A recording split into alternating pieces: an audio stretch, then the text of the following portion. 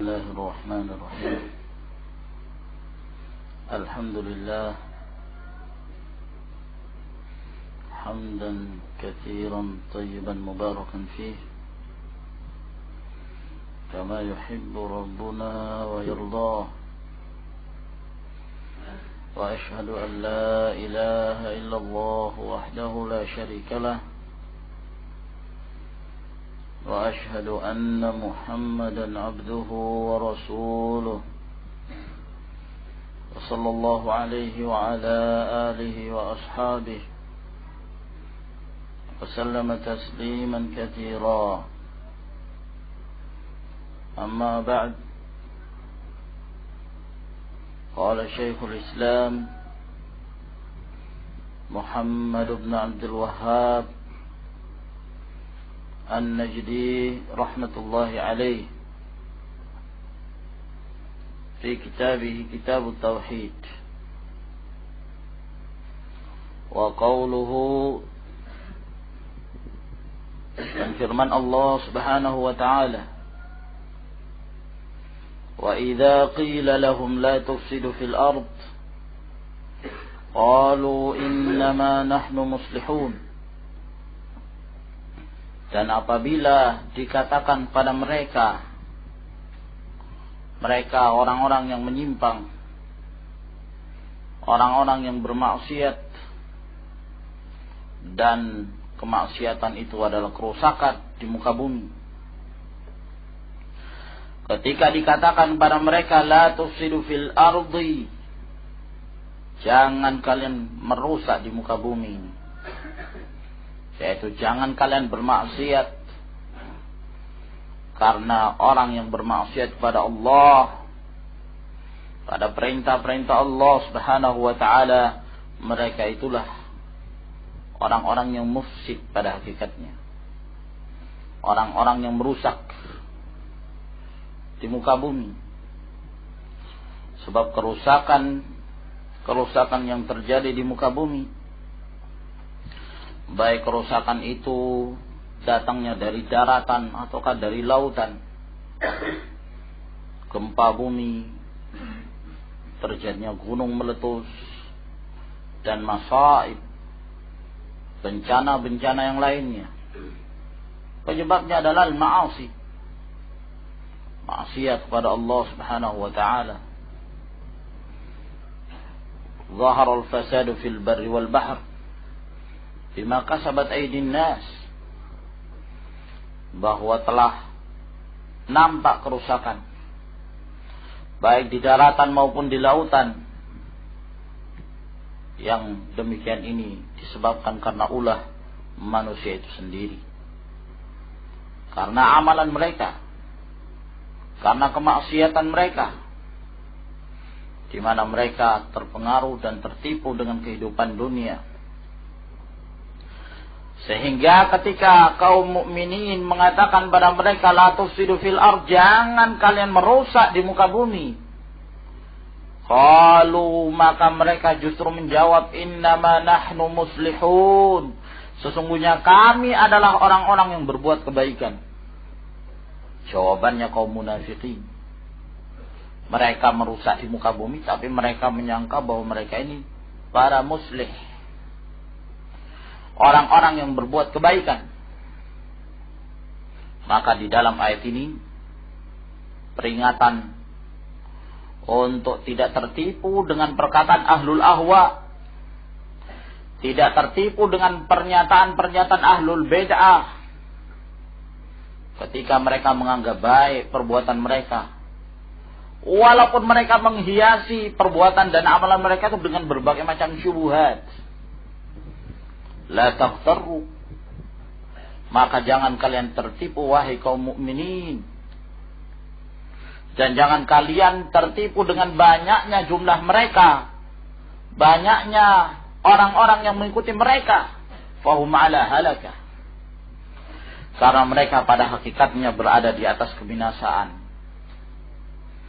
Di dalam ayat ini kita mendapatkan faedah pula bahwa al-ibrah, yang menjadi ibrah dari sesuatu bukan kepada nama sesuatu itu. Akan tetapi yang dilihat adalah apa yang diberi nama dari sesuatu itu. Al-ibra bil ma'ani wal musammayat la bil asami. Yang ditinjau dari sesuatu itu adalah kandungan dari suatu nama. Praktek, bukan hanya sekedar pengakuan. Kalau hanya sekedar pengakuan, kami muslihun, kami adalah orang-orang berbuat kebaikan, ma aktsaran nas. Sangat banyak dari kalangan manusia yang mengaku demikian. Bahkan dari kalangan kuffar, wal munafiqin, wal zanadiqah. Mereka semua mengaku kami muslih, kami dai yang mengajak pada kebaikan. Kami berusaha untuk melakukan perbaikan. Kami berusaha untuk melakukan yang terbaik, yang lebih utama. Akan tetapi mujarradul iddia, ya, la yanfa. Hanya sekedar pengakuan demikian tidaklah memberikan manfaat. Nah, al-iddi'aat, ad-da'awa lam tuqam 'alaiha bayyinat fa abna'uha ad'iya. Bahwa pengakuan-pengakuan yang tidak disandari dengan bukti, tidak didasari dengan dalil burhan, maka orang-orang yang mengaku itu hanya sekedar pengakuan saja. Sehingga harus kita melihat kepada kandungan dari pengakuan itu. Apakah benar mereka itu sebagai muslimin? Ternyata Allah Subhanahu wa taala mendustakan pernyataan kaum munafikin ketika mereka menisbahkan pada diri mereka innama nahnu muslihun. Sesungguhnya kami ini adalah orang-orang berbuat kebaikan. Kalau demikian, berarti di antara manusia ada yang muslih, ada yang mufsid. Ada yang berbuat kebaikan dan ada pula yang merusak di muka bumi. Lalu apa dhabitus shalah wal fasad? Bagaimana cara kita untuk mengetahui si fulan muslih, si fulan mufsid? Orang ini berbuat kebaikan, orang ini berbuat kerusakan. Maka kita harus kembali kepada dhabitus syara'. Bahwa apa-apa yang diridhai Allah Subhanahu wa taala, apabila seorang hamba tersebut mengamalkannya, maka berarti dia telah melakukan kebaikan. Dalam artian setiap ketaatan pada Allah mendatangkan kemaslahatan. Dan setiap apa yang dilarang oleh Allah Subhanahu wa taala pasti mendatangkan madarrah, pasti mendatangkan kerusakan. Itu pasti.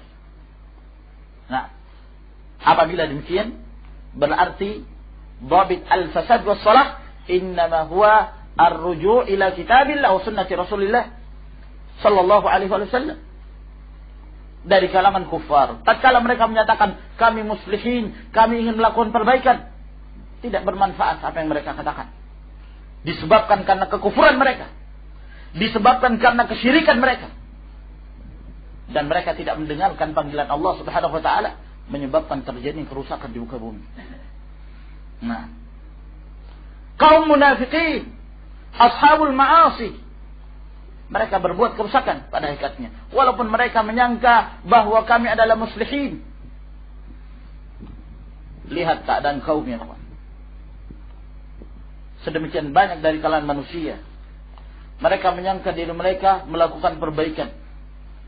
Ya, dan mereka menyangka bahwa kehidupan al-hadarah, semakin modernnya kehidupan, semakin berkembangnya zaman, maka semakin bertambah ilmu dari sisi dunia mereka, teknologi mereka. Mereka menyangka bahwa mereka telah melakukan perbaikan. Padahal mereka adalah orang-orang yang merusak di muka bumi.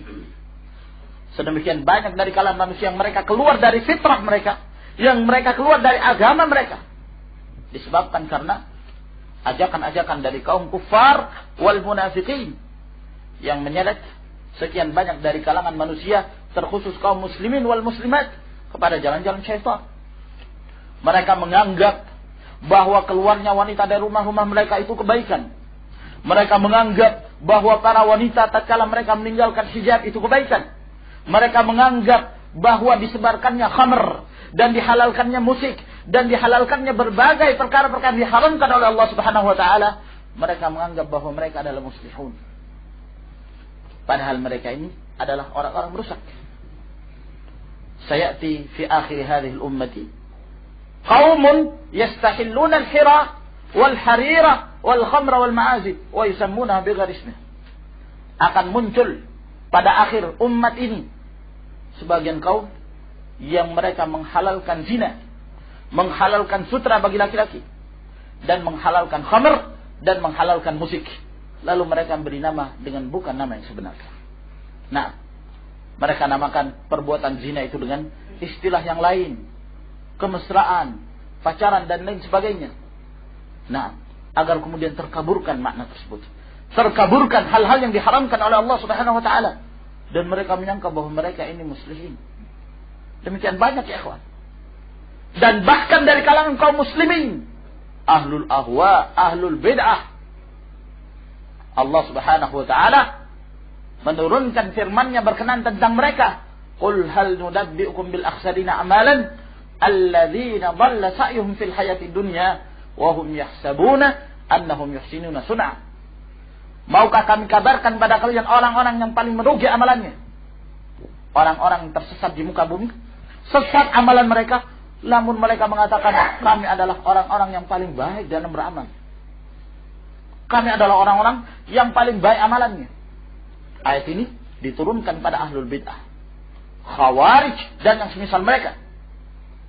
Diturunkan pada ahlul hawa, alladzina yattabi'una ahwa'ahum.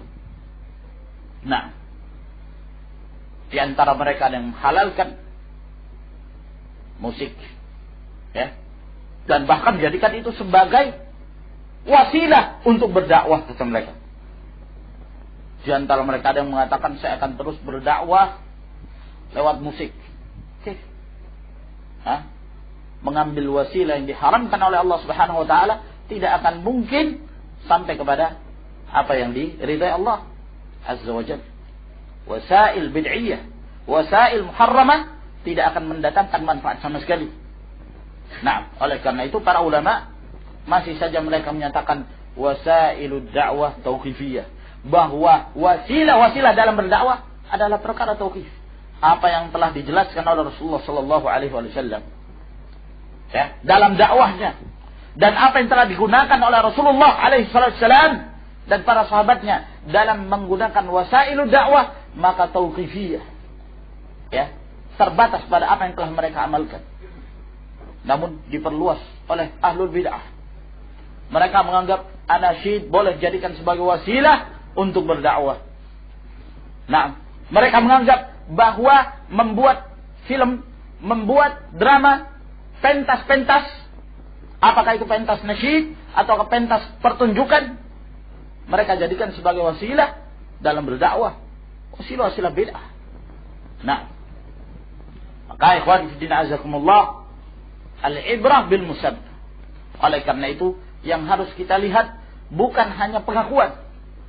Karena kalau pengakuan demikian banyak orang mengaku dirinya di atas kebenaran. Demikian banyak dari kalangan mereka mengaku mereka itu adalah orang-orang melakukan kebaikan. Namun tidak ada kebaikan kecuali orang-orang berjalan di atas kitabullah dan sunnah Rasulnya sallallahu alaihi wasallam. Wa qauluhu, dan Allah Subhanahu wa taala berfirman, "Wa la tufsidu fil ardi ba'da islahiha." Janganlah kalian merusak di muka bumi dengan kemaksiatan-kemaksiatan, berdoa atau mengajak pada selain ketaatan pada Allah, ba'da islahiha, setelah bumi ini diperbaiki dengan datangnya para nabi dan rasul, dengan adanya warasatul anbiya dari kalangan para ulama yang menjelaskan syariat ini, mengajak pada ketaatan pada Allah Subhanahu wa taala, maka jangan lagi kalian merusak.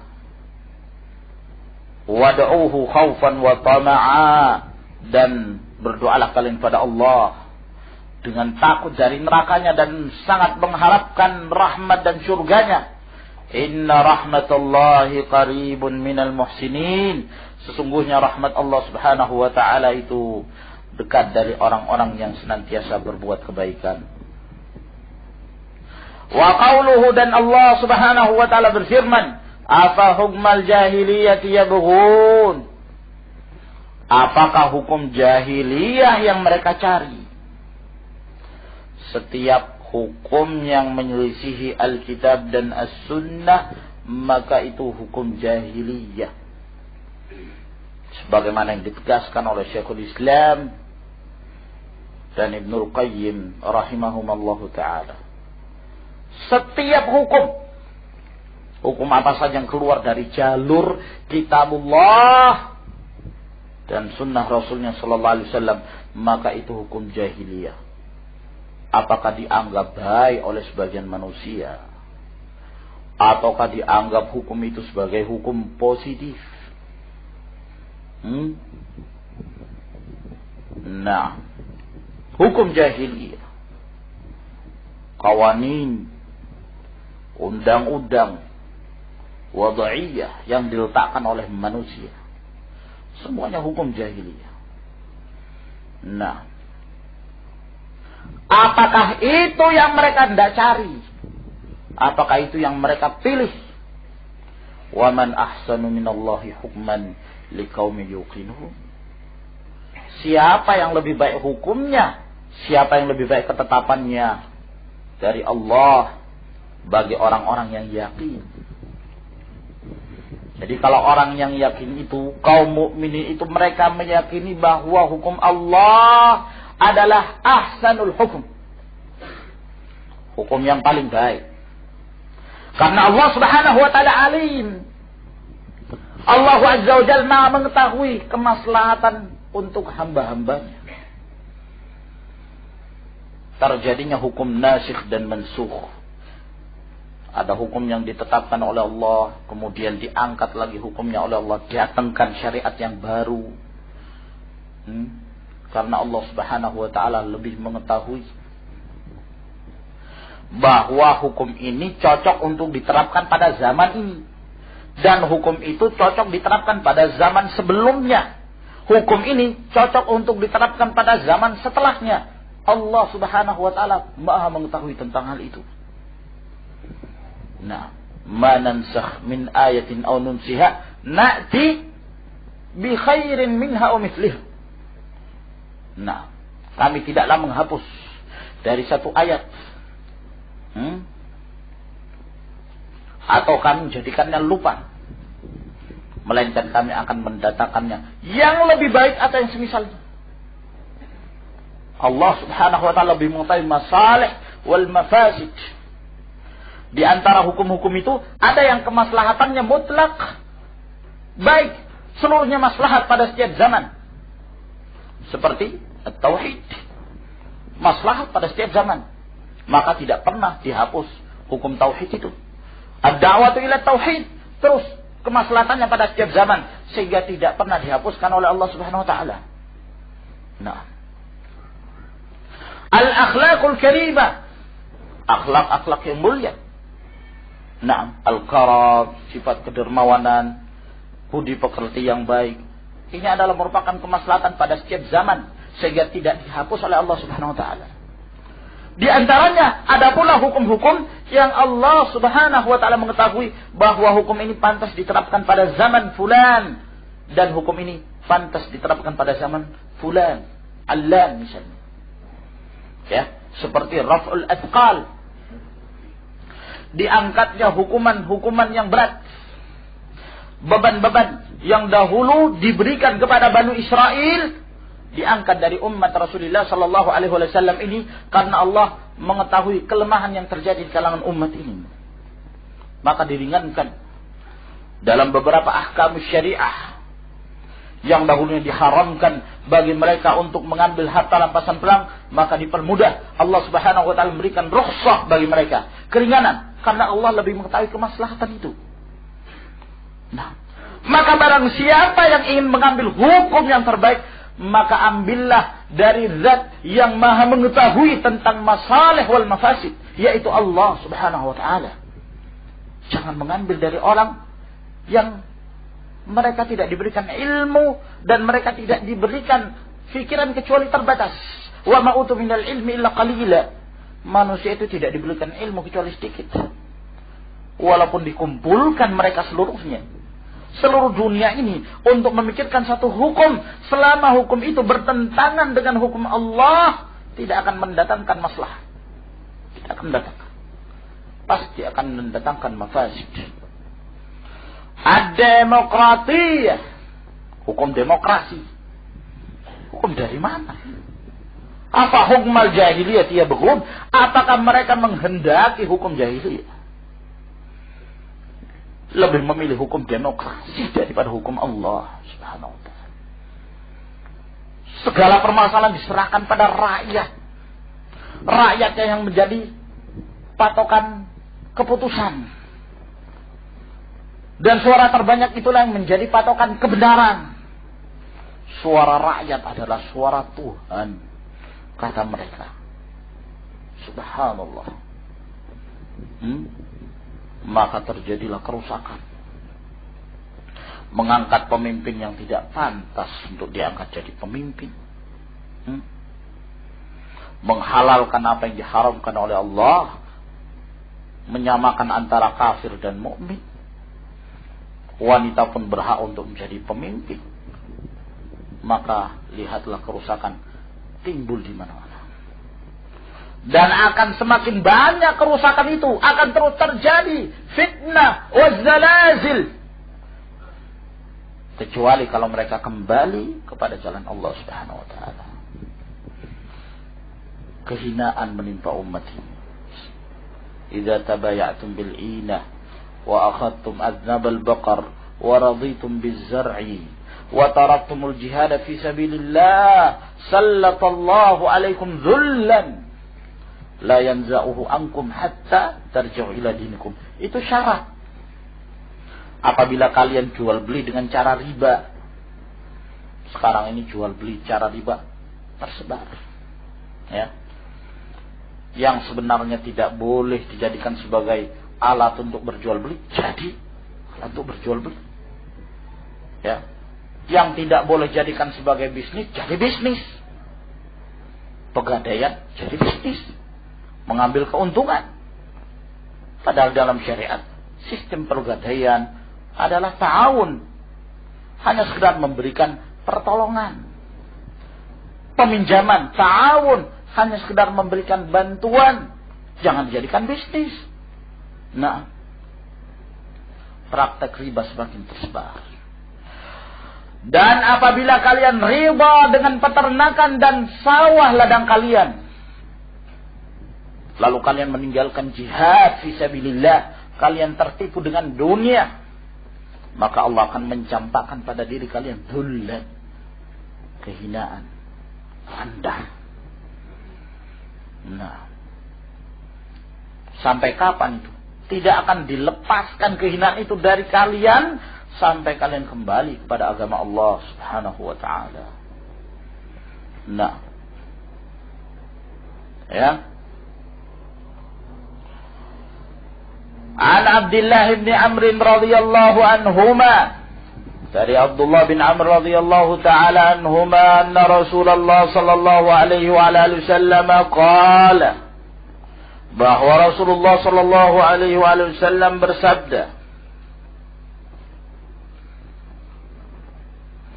la yu'minu ahadukum hatta yakuna hawahu taba'an lima ji'tu bih.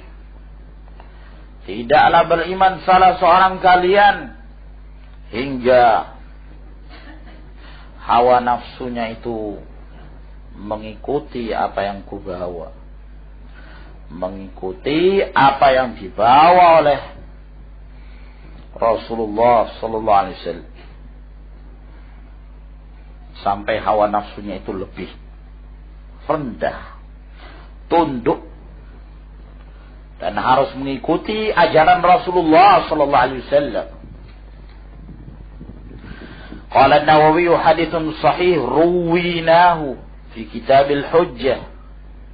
Kalau dikatakan ruwinahu menunjukkan bahwa Imam Nawawi punya sanad secara bersambung dalam Kitabul Hujjah.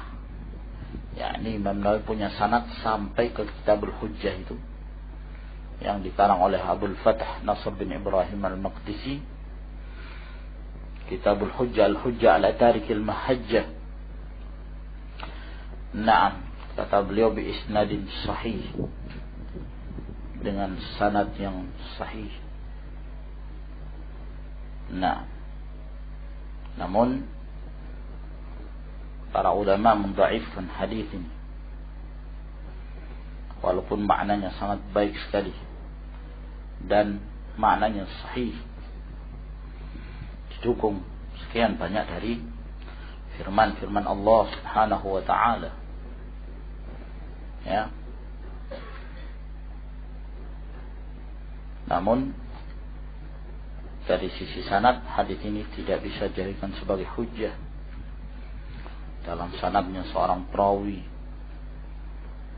bernama Nu'aim bin Hammad Al-Khuzai.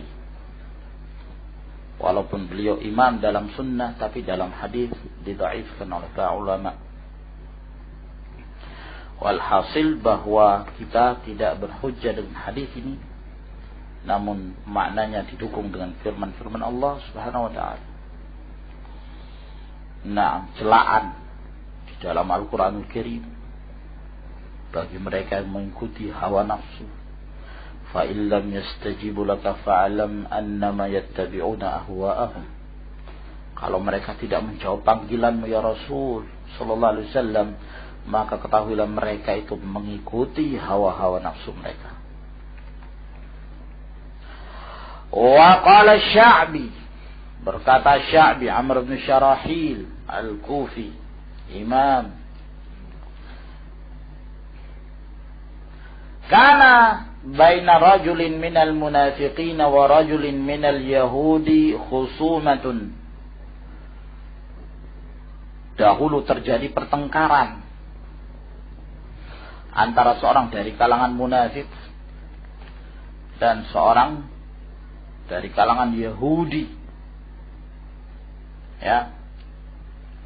Nah, Asy-Sya'bi seorang tabi'i meriwayatkan langsung, menceritakan zaman Rasulullah sallallahu alaihi wasallam. Berarti riwayatnya apa ya, kawan? Mursal. Nah, terjadi pertengkaran antara seorang dari munafikin dan seorang dari Yahudi. Faqala al-Yahudi, maka berkatalah orang Yahudi, natahakamu ila Muhammad. Mari kita menjadikan Rasulullah SAW sebagai hakim. Ini perkataan Yahudi. Karena dia mengetahui Rasulullah SAW jujur orangnya, tidak mau menerima harta riba, tidak mau menerima sogoan. Li'annahu arafa annahu la ya'khudhu rishwa, karena dia mengetahui bahwa Rasulullah SAW itu tidak mengambil sogoan, uang sogoan. Wa qala al-munafiq, berkata orang munafik, natahakamu ilal yahud, tidak, kita menjadikan hakim orang Yahudi saja. Bayangkan, orang Yahudi memilih Rasulullah sallallahu alaihi wasallam, orang munafik memilih Yahud. Kita pilih orang Yahudi. Li'ilmihi annahum ya'khuduna rishwa, karena dia mengetahui bahwa mereka itu mau mengambil sogoan. Jadi sudah tahu munafik ini bahwa dia salah. Nah, tapi mau cari-cari kebenaran. Nah, berusaha mencari tim pembela. Ya, apa namanya, kawan? Pengacara. Berusaha untuk mencari pengacara yang bisa disogoi. Dikasih duit. Yang namanya pengacara kan banyak yang bejat. Pengacara banyak yang bejat. Yang terpenting bagi mereka, bagaimana caranya memenangkan rekannya, apa namanya?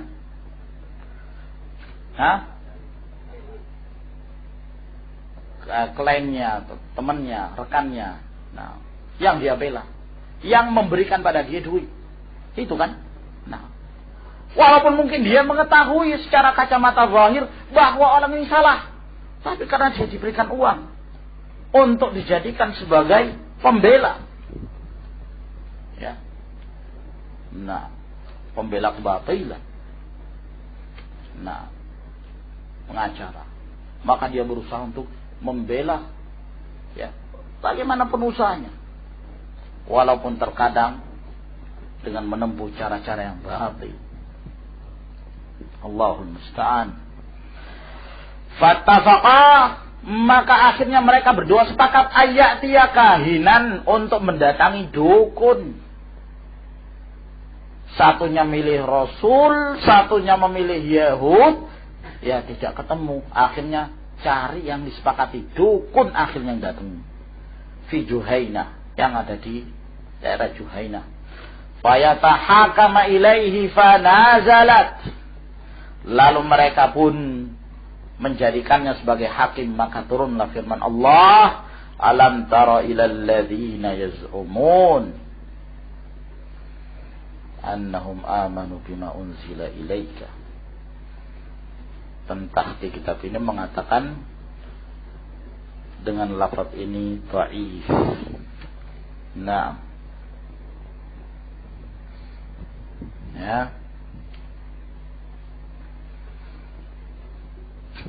Waqila, dan ada pula yang mengatakan nazalat fi rajulaini ikhtasama. Turun ayat ini tentang dua orang yang sedang bertengkar. Faqala ahaduhuma, maka berkatalah salah seorang dari keduanya, natarafa'u ila Nabi sallallahu alaihi wasallam.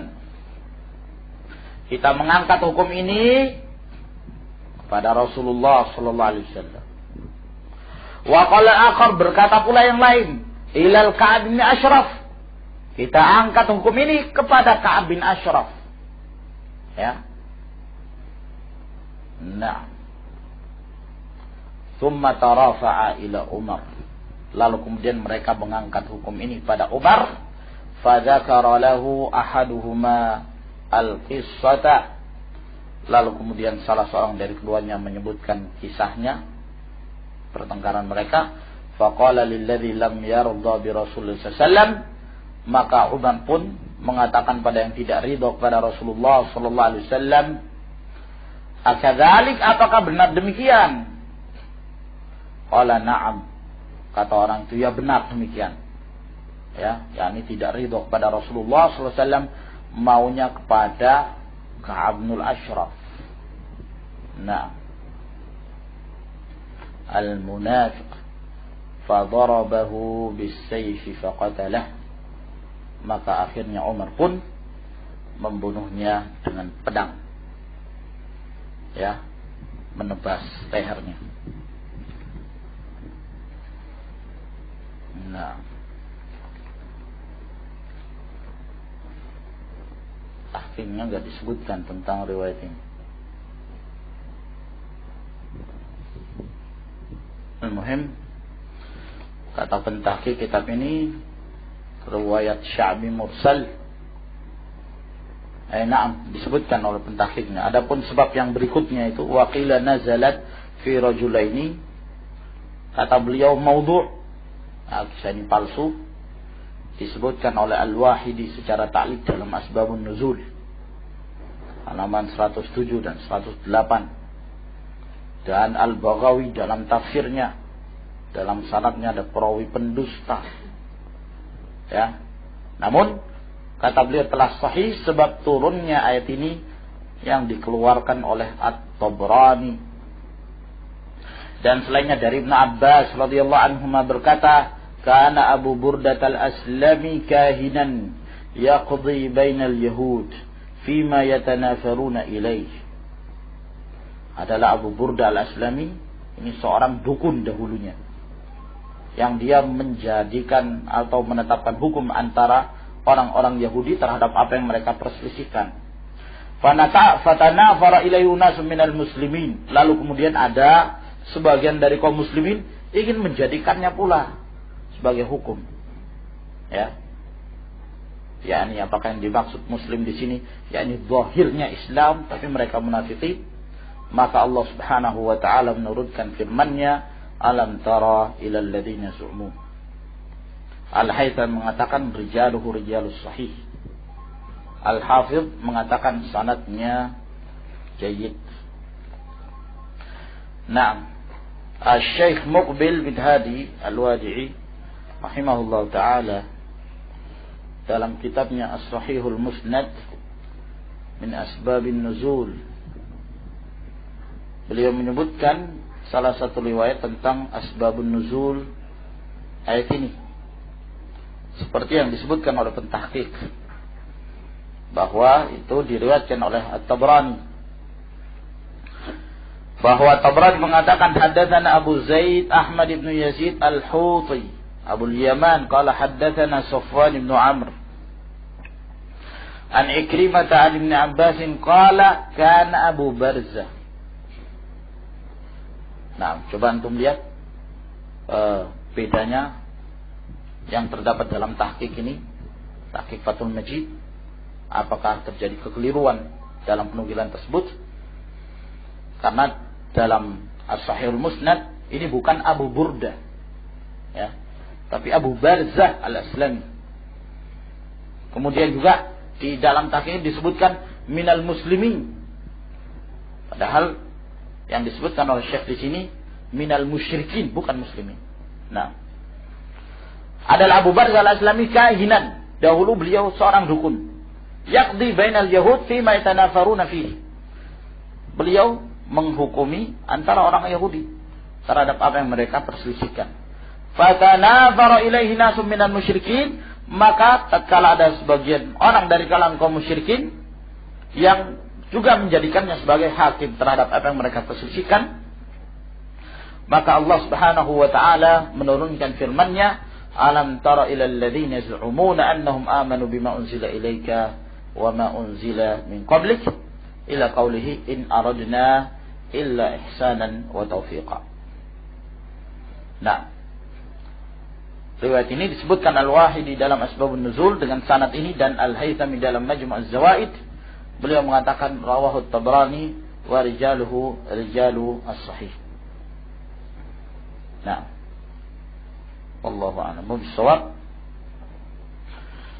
Ya, perlu dicek ini, ikhwan. Ya, tentang nama yang dahulunya sahabat tersebut menjadi kahin, dahulunya dukun. Apakah itu Abu Barzah Al-Aslami atau Abu Burda? Nah, wallahu a'lam. Ataukah lafaz minal musyrikin yang disebutkan di sini atau minal muslimin? Nah, perlu dicek kembali. Baik, bilahuna.